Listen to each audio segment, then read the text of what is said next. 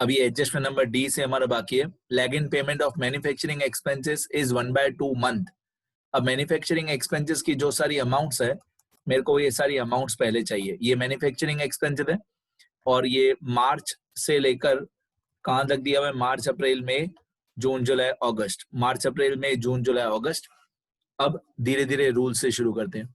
पहला रूल कि आप जब भी कोई वर्किंग नोट बनाओ, वर्किंग नोट में हमेशा पहला कॉलम मंथ का ही बनाना, ठीक है? तो एक एक करके मैं वर्किंग नोट लिखते भी जाऊंगा, रूल्स भी लिखते जाऊंगा। ये रूल्स आप थियरी वाले पेजेस में लिख लेना, थियरी वाले पेजेस में ये रूल्स लिख लो। वाइल, मेरे साथ लिखो सब लोग, preparing any working note, while preparing any working note, the first column should be of month. पहला कॉलम हमेशा मंथ का होना चाहिए। While preparing any working note, the first column should be of month. ये लिख लो सब लोग। इसके बाद वर्किंग नोट्स में, यहाँ पे मैं लिखता हूँ वर्किंग नोट्स, नए पेज पे लिखना सब लोग। वर्किंग नोट्स में मैं पहली टॉपिक लिखता हूं, पहला मैन्युफैक्चरिंग एक्सपेंसेस। मेरे साथ लिखो सब लोग, मेरे साथ लिखते जाओ। टॉपिक लिख रहा हूं मैं मैन्युफैक्चरिंग एक्सपेंसेस और यहां पे मैं डी पॉइंट लिख देता हूं, जो क्वेश्चन में लिखा हुआ था डी पॉइंट। अब मैन्युफैक्चरिंग एक्सपेंसेस में जो टाइम लैग था, टाइम लैग भी बोलते हैं या टाइम लैग बोलते हैं या क्रेडिट पीरियड बोलते हैं। टाइम लैग और credit period equal to half month, 1/2 month, half month.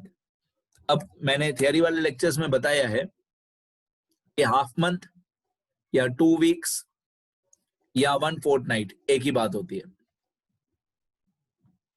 Question में मैन्युफैक्चरिंग एक्सपेंसेस में दिया हुआ है या हाफ मंथ। अब हाफ मंथ या 2 वीक्स, हाफ मंथ या 2 वीक्स या 1 फोर्टनाइट, 1 फोर्टनाइट एक ही बात होती है। हाफ मंथ, 2 वीक्स या 1 फोर्टनाइट एक ही बात होती है।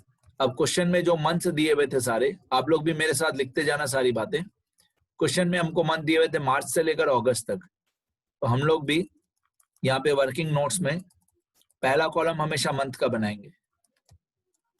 मंथ मार्च से लेकर अगस्त तक, मार्च, अप्रैल, मई, जून, जुलाई, अगस्त। तो मेरे साथ साथ लिखते जाओगे तो ज्यादा मजा आएगा, ज्यादा समझ में आएगा। मेरे साथ साथ लिखते जाओ। मैं बहुत स्लो हो जाऊंगा, जब बहुत इंपॉर्टेंट पॉइंट होगी मैं खुद ही स्लो हो जाऊंगा।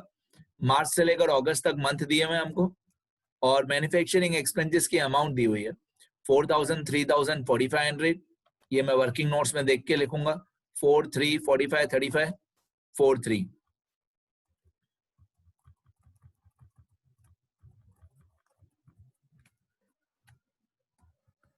फोर, 3, 45, 35, 4, 3। ये एक्चुअल मैन्युफैक्चरिंग एक्सपेंसेस है, ये एक्चुअल अमाउंट है ऑफ एक्सपेंसेस। मतलब मार्च के महीने में हमारा एक्चुअल खर्चा हुआ 4000, अप्रैल में हुआ 3000, मई में 4500, जून में 3500, जुलाई में 4000, अगस्त में 3000। ठीक है, इतना हमारा एक्चुअल खर्चा हुआ। ये पे कब करेंगे वो हम लोगों को सॉल्व करना है। पे कौन से महीने में करेंगे वो हमको सॉल्व करना है। ये क्वेश्चन में अमाउंट दी हुई है। अब जब हाफ मंथ का क्रेडिट पीरियड दिया हुआ होता है तो हम लोग क्या करते हैं, हम मार्च का भी हाफ हाफ कर देंगे और हर एक महीने का हम लोग हाफ हाफ कर देंगे। मार्च का, अप्रैल का, हर एक महीने का हम लोग हाफ हाफ अमाउंट कर देंगे। तो मार्च की जो मैन्युफैक्चरिंग एक्सपेंसेस है 4000, उसका आधा आधा कर देंगे तो ये आएगा 2000, 2000। हर एक महीने का हम लोग हाफ हाफ कर देंगे। अप्रैल का 3000 का हाफ हाफ कर देंगे तो आएगा 1500, 1500। अभी स्टार्टिंग है ना बेटा, पहला क्वेश्चन है तो धीरे धीरे सब समझ में आएगा। जब आप लोग एक्सपर्ट हो जाओगे तो ये वर्किंग नोट सारा आपका ओरल ही हो जाएगा, पर स्टार्टिंग में लिख के करना पड़ेगा, ठीक है। अब इसके बाद 4500 दिया हुआ है, 4500 का हाफ ऑफ होगा 2250 2250 2250 2250, फिर 3500 का हाफ ऑफ करेंगे तो 1750 1750, फिर 4000 का हाफ करेंगे तो 2000 2000, फिर 3000 का हाफ करेंगे तो 1500 1500। अब 2 मिनट लिखना छोड़ दो, थोड़ी देर समझ लो पहले। अगर हाफ मंथ क्रेडिट पीरियड दिया हुआ होता है तो एक्चुअली कौन सा पैसा कहां पे पे होगा? मार्च का जो पहला हाफ है, पहले 15 दिन का पैसा है, मार्च का पहले 15 दिन का पैसा मार्च में ही पे होगा, लेकिन सेकेंड हाफ में, ठीक है। अब मैं और ज्यादा डिटेल में लेके जाता हूं आपको, 2 मिनट नहीं लिखो। ये मार्च का फर्स्ट हाफ का पैसा है, तो जो मार्च के पहले आधे महीने का पैसा है वो हम पे करेंगे दूसरे आधे महीने में, लेकिन मार्च में ही। और जो मार्च का सेकेंड हाफ का पैसा है, जो मार्च का सेकेंड हाफ का पैसा है वो चला जाएगा अप्रैल में, यानी ये 2000 मार्च का पैसा मार्च में ही पे होगा, ये 2000 मार्च का पैसा मार्च में ही पे होगा, फर्स्ट हाफ का पैसा सेकेंड हाफ में पे होगा, ठीक है। और ये 2000 मार्च वाला जो मार्च के सेकेंड हाफ का पैसा है वो पे करेंगे अप्रैल के फर्स्ट हाफ में। दिमाग लगाओ, ये हाफ ऑफ मंथ, ये हाफ ऑफ मंथ, फिर हाफ ऑफ मंथ, हर एक महीने के 2-2 पार्ट्स कर दो। तो मार्च का जो फर्स्ट हाफ है, मार्च का जो फर्स्ट हाफ है वो मार्च के सेकेंड हाफ में पे होगा, और मार्च का जो सेकेंड हाफ है, मार्च का जो सेकेंड हाफ है वो अप्रैल के फर्स्ट हाफ में पे होगा। मतलब ये जो 2000 है ये अप्रैल में के सेकेंड हाफ में पे होगा। उसी तरीके से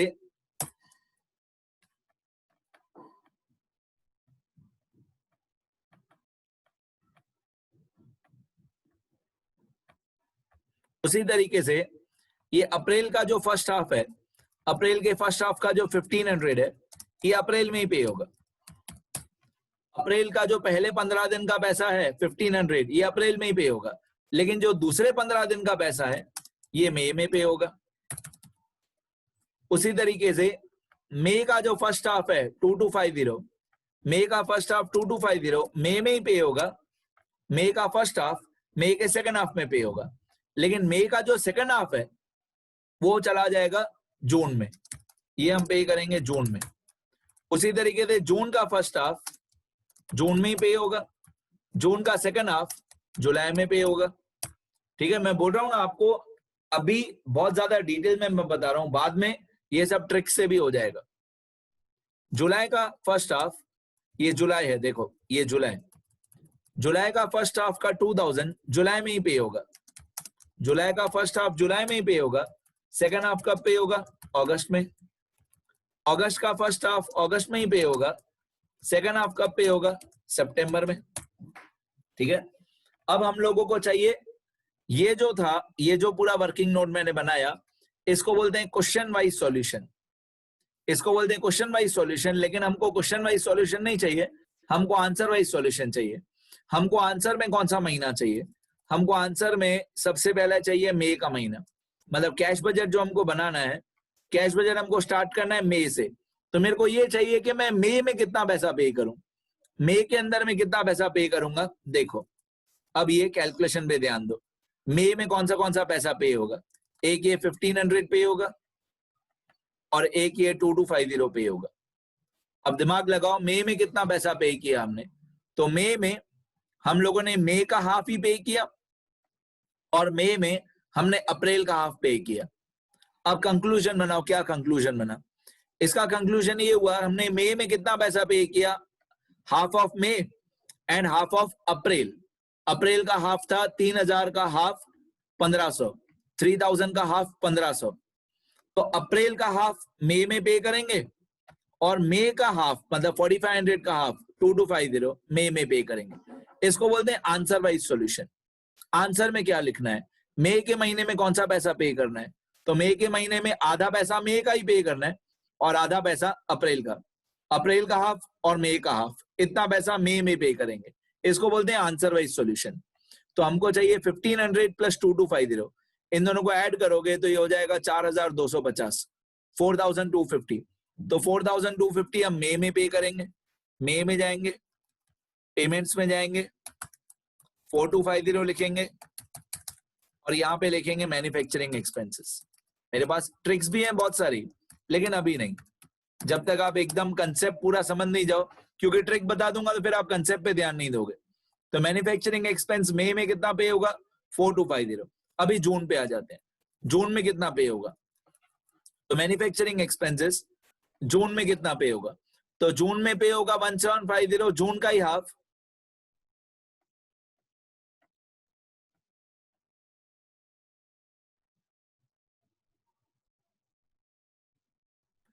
जून में पे होगा 1750, जून का हाफ,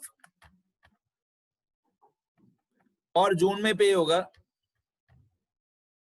2250, मई का हाफ।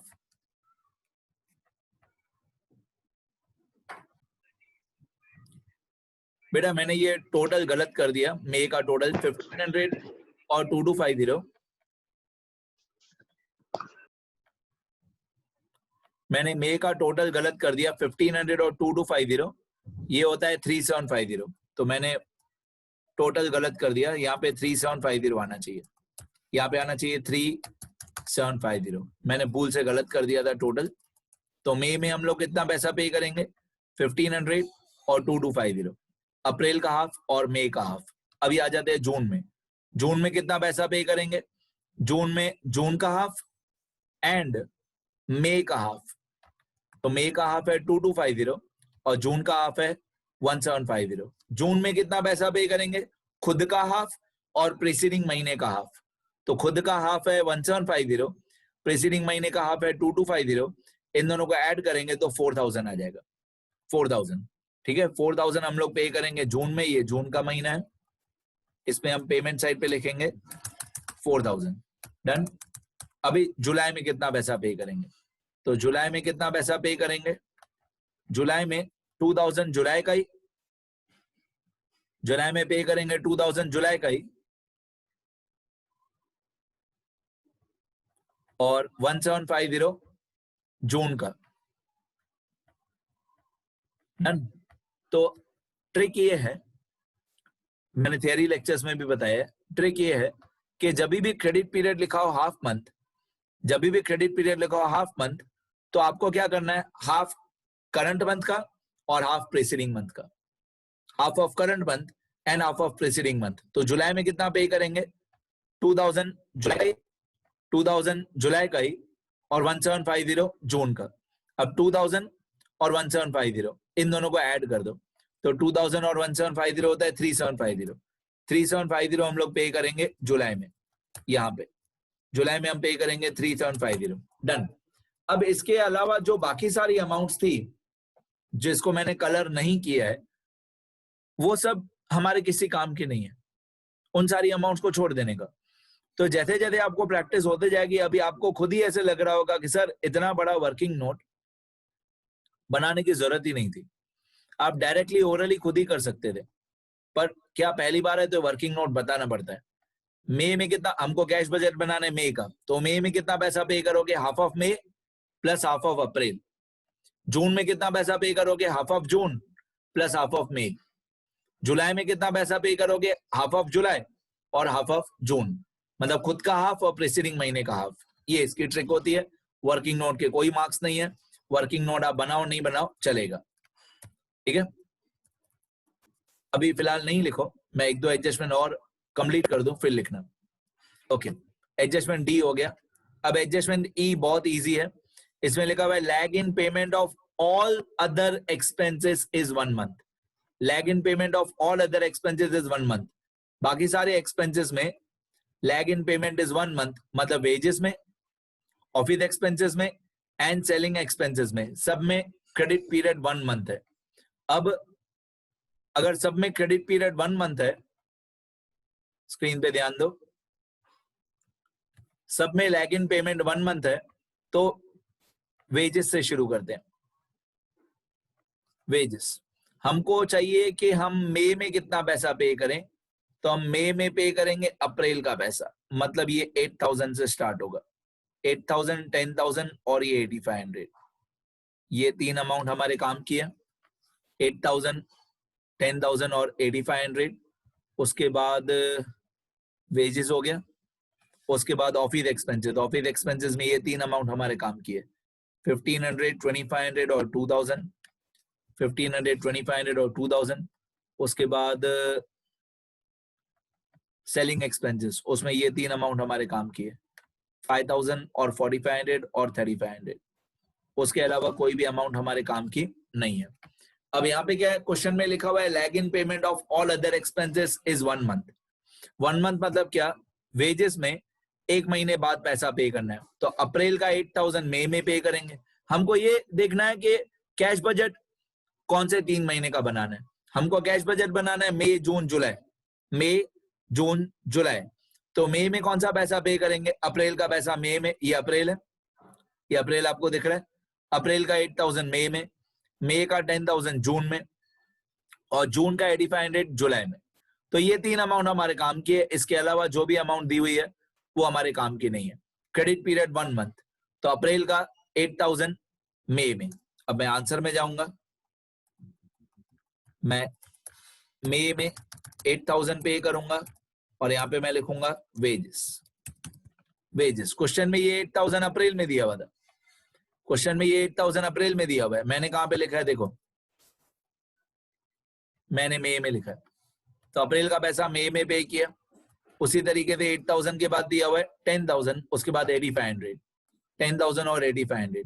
मैं आंसर में जाऊंगा, यहाँ पे 10,000 और उसके बाद 8,500, डन। एक एक महीने का टाइम लैग है। ओके, वेजेस के बाद सेम आंसर ऑफिस एक्सपेंस में, सेम आंसर सेलिंग एक्सपेंस में, सब में एक महीने का ही क्रेडिट पीरियड है।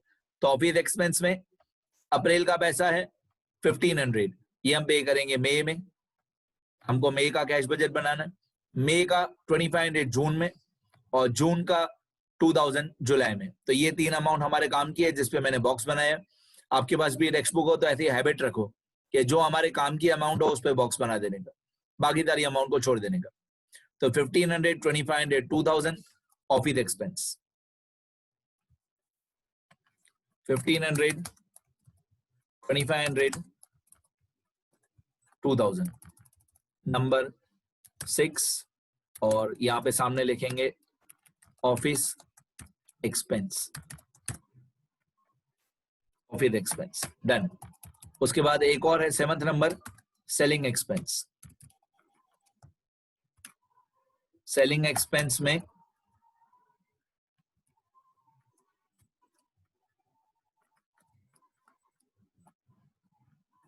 सेलिंग एक्सपेंस की अमाउंट्स पे भी हमने टिक कर दिया कि कौन सी हमारे काम की है। तो सेलिंग एक्सपेंस में हमारे काम की है ये 5,000 और 4,500 और 3,500, सेम मेथड वही है, 5,000, 4,500, 3,500, 5,000, 4,500, 3,500, ये हमारे सेलिंग एक्सपेंस हो गए, 5,000, 4,500, 3,500, डन। और क्वेश्चन में कुछ दिया हुआ है नहीं, मतलब पहले एडजस्टमेंट सॉल्व करते हैं। एडजस्टमेंट ए प्लांट वाला था, बी एडवांस टैक्स वाला, सी सप्लायर और कस्टमर वाला, D manufacturing expense, E lag in payment of all other expense. और उसके नीचे ये 8,000 ओपनिंग कैश बैलेंस दिया हुआ था, वो हमारा हो गया। अब फाइनल अकाउंट्स के जैसा होता है बिल्कुल, पहले सारी एडजस्टमेंट सॉल्व करने की, एडजस्टमेंट हमारी सारी सॉल्व हो गई। फिर ऊपर वाली जितनी भी ट्रांजेक्शन्स है उनको चेक करने का कि इन ट्रांजेक्शन्स में से कुछ रह तो नहीं गया। सेल्स हमने लिख दिया, हाँ लिख दिया है, परचेज लिख दिया है, वेजेस लिख दिया है, मैन्युफैक्चरिंग एक्सपेंस हो गया है हमारा, ऑफिस एक्सपेंस हो गया, सेलिंग एक्सपेंस हो गया। पहले एडजस्टमेंट सॉल्व करो, फिर ऊपर वाली ट्रांजेक्शन में देखो कोई अमाउंट रह तो नहीं गई। अगर कोई ट्रांजेक्शन रह गई हो, इस क्वेश्चन में नहीं है बट हमेशा के लिए रूल लिख देता हूं, अगर कोई ट्रांजेक्शन रह गई हो जिसके बारे में कोई इंफॉर्मेशन नहीं दिया हो, सुनना ये कहीं पे बुक्स में लिखा हुआ नहीं है लेकिन अप्लाई सब जगह पे होगा। अगर कोई ट्रांजेक्शन रह गई हो जिसका क्रेडिट पीरियड या एडजस्टमेंट नहीं दिया हुआ हो, तो उसको सेम मंथ में लिखना। हमको चाहिए मई, तो मई का पैसा मई में ही लिखने का, जून का पैसा जून में ही लिखने का, जुलाई का पैसा जुलाई में ही लिखने का। तो अगर किसी ट्रांजैक्शन में क्रेडिट पीरियड नहीं दिया हुआ तो उसको सेम मंथ में लिखने का। ये मैं रूल्स में लिख देता हूं, आप लोग भी रूल्स में लिख दो थियरी वाले पेजेस में। If credit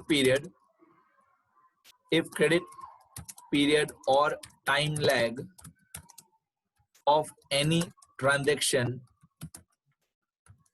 is not given, आपको क्रेडिट पीरियड दिया हुआ नहीं हो, then it should be recorded in same month.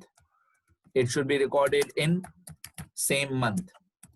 अब मैं और ज्यादा डिटेल में बताऊं, सेम मंथ मतलब कैश बेसिस, याद रहेगा, सेम मंथ मतलब cash basis, that is cash basis.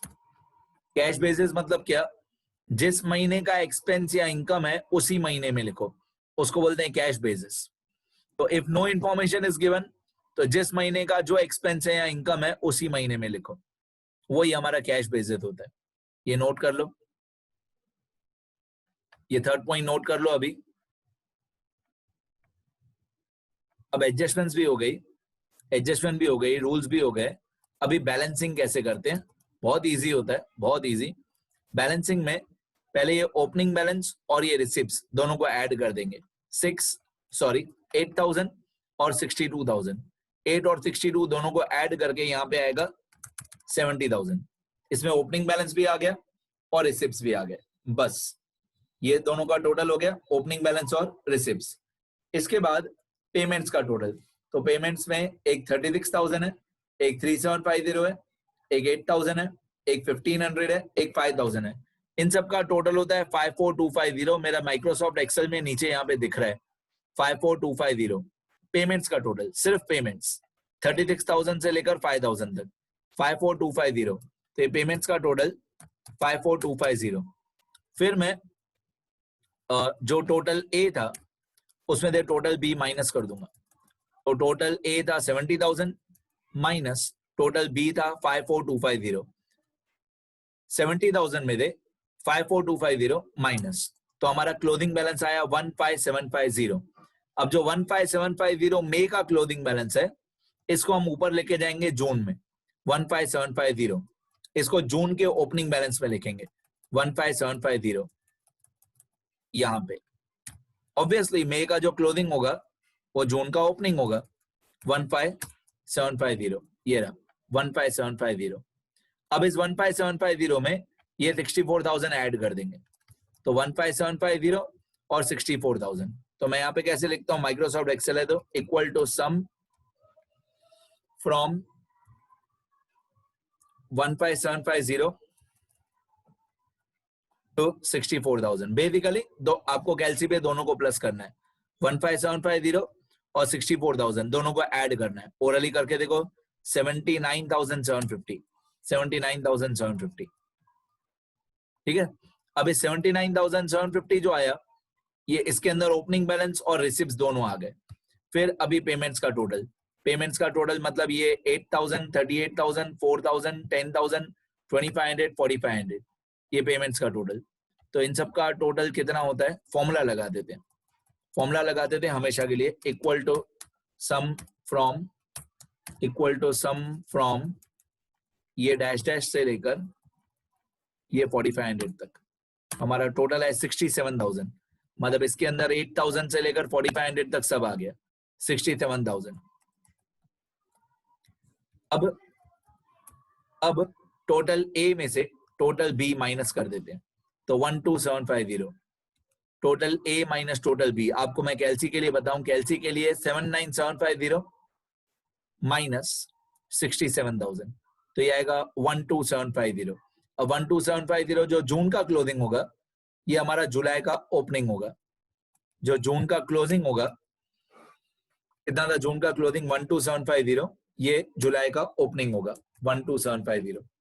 अब इस 12,750 में ये 58,000 ऐड कर देंगे, तो 12750 और 58,000 ये होता है 70750। अब टोटल ए हो गया। अब हमारा टोटल बी है 52350। इसमें अमाउंट्स हैं 1600 से लेकर 3500 तक, ये है 52350। अब total A minus total B करेंगे तो 18,400। ये 18,400 हमारा जुलाई का क्लोथिंग बैलेंस है। हमारा क्वेश्चन कंप्लीट हो गया, बस इसके आगे कुछ नहीं, इसके आगे कुछ नहीं। 18,400 जुलाई का क्लोथिंग बैलेंस लिख के फिर हम अपने क्वेश्चन को छोड़ देंगे, कंप्लीट हो गया। ठीक है, लिख लो इतना सब अच्छी तरह वीडियो पॉज करके।